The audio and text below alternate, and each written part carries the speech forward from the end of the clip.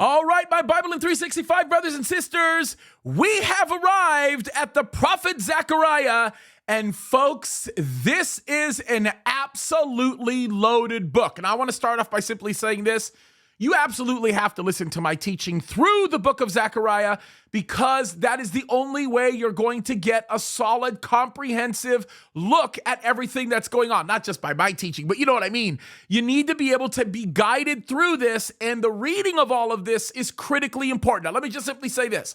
Zechariah was, of course, a contemporary of Haggai. They were both considered to be what we would call post-exilic prophets. That means after the exile that took place, which was finalized in 586 BC, specifically the 9th of Av. Now, we've talked about these on numerous occasions, what happened with these sieges, and of course, the final siege is the one that I'm talking about. This was after all of this, and this right here takes place somewhere around 538 BC. So this is way after what Nebuchadnezzar had done, and it is critically important to know that. Now, of course, you have to remember the temple was the very first that was actually being built here. The walls, of course, as well. They were both being addressed almost simultaneously on a lot of different levels.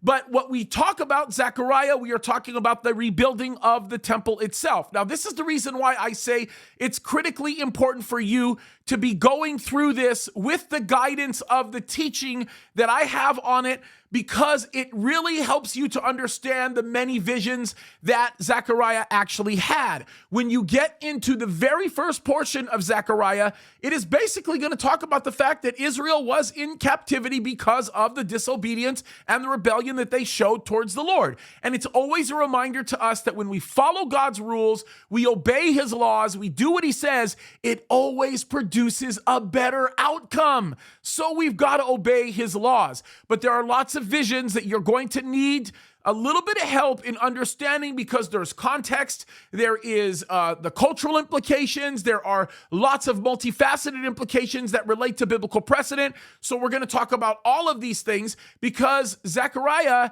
has a lot of different visions. He's got the vision of the horses, the four horns, and the four craftsmen, the vision of the plumb line, or what some people would call the measuring line. Joshua the high priest, he was in a vision specifically. The lampstand and the two olive trees. There's a lot of questions about the two olive trees and the lampstand and what that actually means. And then we're going to learn about the flying scroll and the flying basket and the four chariots. Folks, understand this. This is not some guy on a bad LSD trip, okay?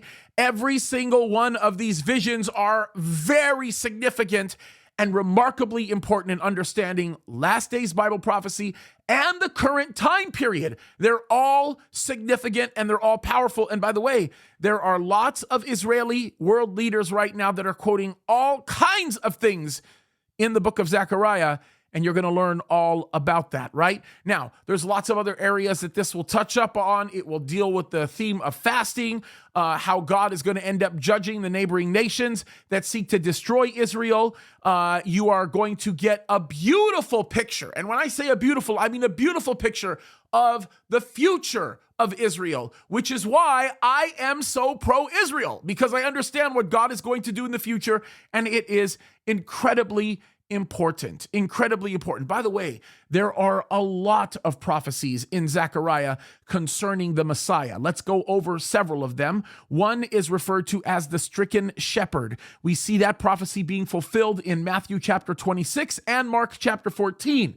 You have the picture of his hands being pierced. Okay, that's given to us in Zechariah chapter 12, and it's quoted in John 19.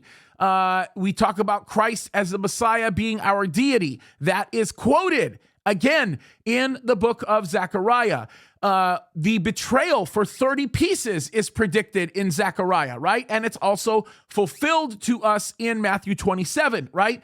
And then, of course, the triumphal entry, which, of course, we know Zechariah predicts. This is of course, the very, very powerful story of Christ riding in on the donkey into the city of Jerusalem. And this is where people call and say, Hosanna. This is where we see this being predicted, right? We see the universal reign of Christ as our king and as our priest. That is also predicted. He, of course, is the one, and this is very, very important, that is going to atone for our sins. And that's also predicted in Zechariah, and he's also referred to as the builder of the house of God. Zechariah predicts all of this. So there's a lot of very powerful messianic prophecies that we find in Zechariah, which is all the reason why you should go through the teachings that I do on this, because I go over all of it. All right? Love you guys. God bless you. Keep fighting the good fight. We are almost done with the year, which means you are almost done reading through the Bible, and I'm very proud of you. God bless you.